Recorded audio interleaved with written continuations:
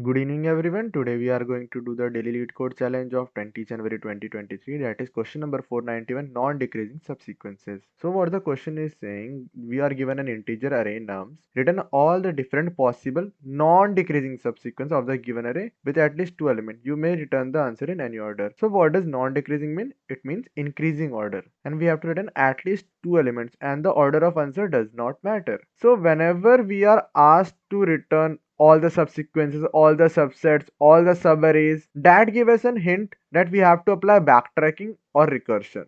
Okay, and when you see this question, you will see that you are repeating two steps many times. That's why you can see it is a recursive question. Okay, so let's see in the example.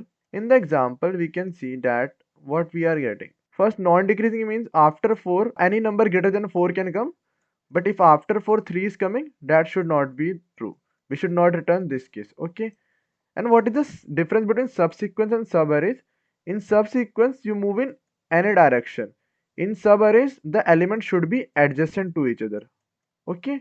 But in subsequence, you just see in one direction and you can return the arrays.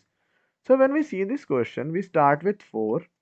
Every element has two choice, whether it will be included or not included. Okay, so 4, 6, 7, 7. It is the starting point. And the other point is 4. It has two choice, whether it is included or not. Then it will choose 6. Then it will say that whether it is included or not. That means what I want to say that 4, 6, 7, 7. Every element has two choice, whether they will be included or not included. Included or not included. Included or not included. So there are two choice for every element. So 2 into 2 into 2 into 2. So that is 2 to the power 4 possibilities. So if there are n elements, the total possibilities will be 2 to the power n. Okay. So it is a brute force approach because even the official answer is a brute force approach. And you can think of it in a recursive or backtracking manner as the best solution. And the time complexity is accepted for the brute force. So you don't have to worry about that. So now we know that we have to apply recursion and backtracking. So how do we do that? So see here. So what we will do, we will start with 4. Then we will get the next element 4, 6. Then next element, it is greater than 6, so we can add it. So 4, 6, 7. And after that 7 is equal to 7, so we can also add that. So 4, 6, 7, 7. And now when we are reaching the end of this array, we will backtrack. We will remove this 7 and we will start tracking back. That is how backtracking is working in this case. Okay. So when you come back here, you will start with 4, 7. Then you can also add 4, 7, 7. So this is how you will do the backtracking. And after this, again you will remove this 7 and you will start backtracking. And when you backtrack, you will reach again to 4 and you will see that 4 is done. So you will start with 6. 6 will then add 7. It will become 6, 7 and then it will add 6, 7, 7. And again you will remove the last element and start backtracking. And when you reach again back to 6, you see that 6 is already done. So you start with 7 and then 7 will add 7, 7. And after that again backtracking and you reach back here. So that is how you are getting your answer as 4, 6, 4, 6, 7, 4, 6, 7, 7. Then 4, 7, 4, 7, 7, 6, 7, 6, 7, 7 and 7, 7. And one thing to notice here, we are not repeating the same set of elements. So to avoid repetition of elements, what we will do, we will use sets. Sets will allow you to avoid repetition. So I hope you have got a fair idea how to do it, and backtracking is kind of prerequisite because you have to do dry run to understand it better. I have just given you an overview. So if you have understood the approach, please try to implement it and then come back to the video. So I hope you tried the question on your own. So if I have to give you a brief overview, like what are the exact steps you have to do.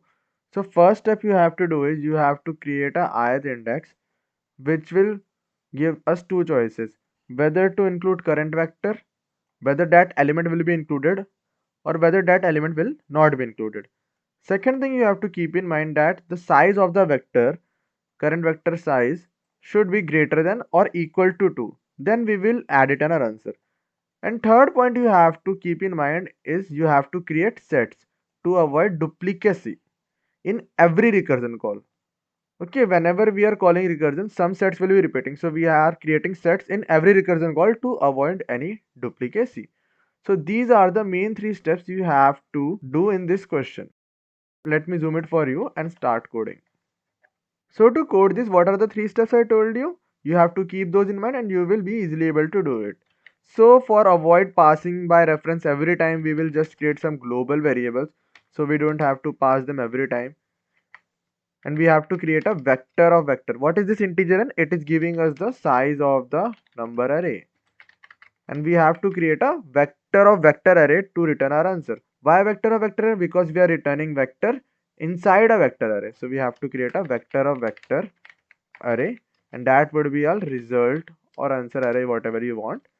And we also have to create a vector current, which will give us the current array, and we will push this current array in our answer. And now when we have created this, next step will be we will apply the backtrack. And backtrack has a common template, you can say, or common process which you can learn from this video also.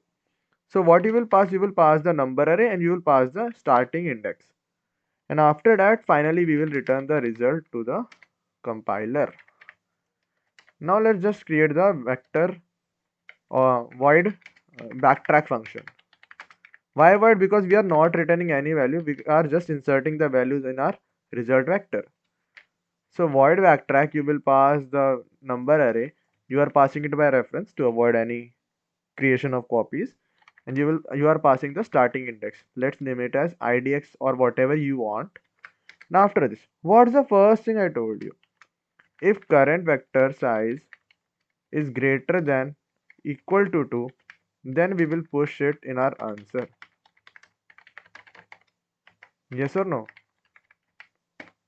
And after this, we are creating an unordered set.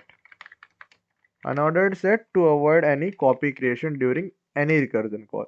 So we are creating unordered set during every recursion call. Now after that, we will start a loop which will start from our starting index and go to the maximum value of the array till the array is completed, and we are incrementing it value one by one.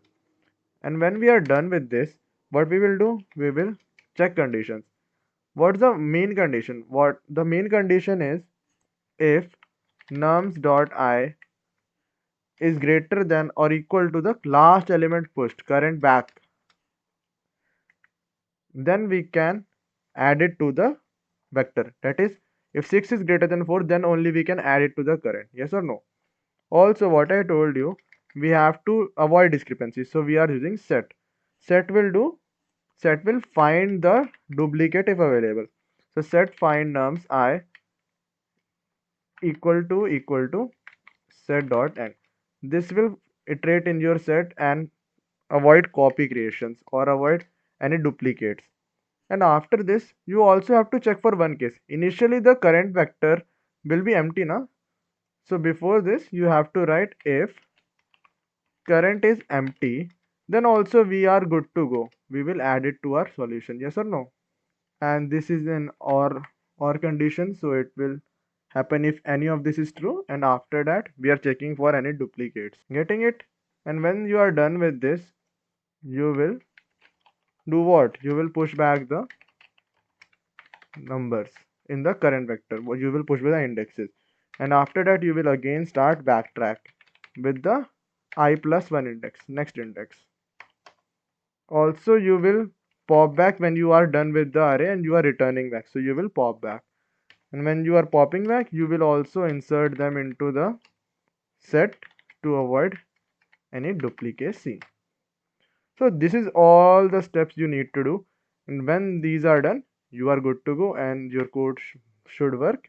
Let's try to run it and check whether it is correct or not. Oh, we missed a symbol. One more error. What's this? Okay, now it is correct. Avoid these kind of small mistakes, huh? It is showing wrong answer. Why? Oh, we are not getting any output, so there must be a mistake. Yeah, We are declaring the integer n again when we have already declared it globally. That's why it was giving mistake. So let's run it again. And yeah, it is accepted. So as you can see, small things really matter. So please avoid making these small mistakes and you are good to go. Please learn about backtracking. Let me just brief you the overall question again. What we have to do, we have to check whether the element can be included or not. We have to check whether the size is greater than or 2 or not.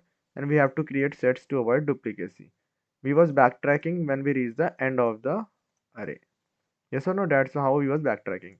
And the overall question was asking you to give the non-decreasing subsequence, that is increasing subsequences. And you are checking whether the next element is increasing or not here. And for duplicacy, you are using sets in the recursive call. And you have declared the answer globally, so you don't have to pass them by reference every time. So this was your overall question, and the time complexity for this will be O of 2 to the power n, because we are applying recursion, and O of n for this loop. So O 2 power n into n is your time complexity, and your space complexity, as we are creating set every time, it would be same, that is O 2 power n into n. So I hope you liked the video. Please like, share and subscribe. Thank you for watching. Bye bye.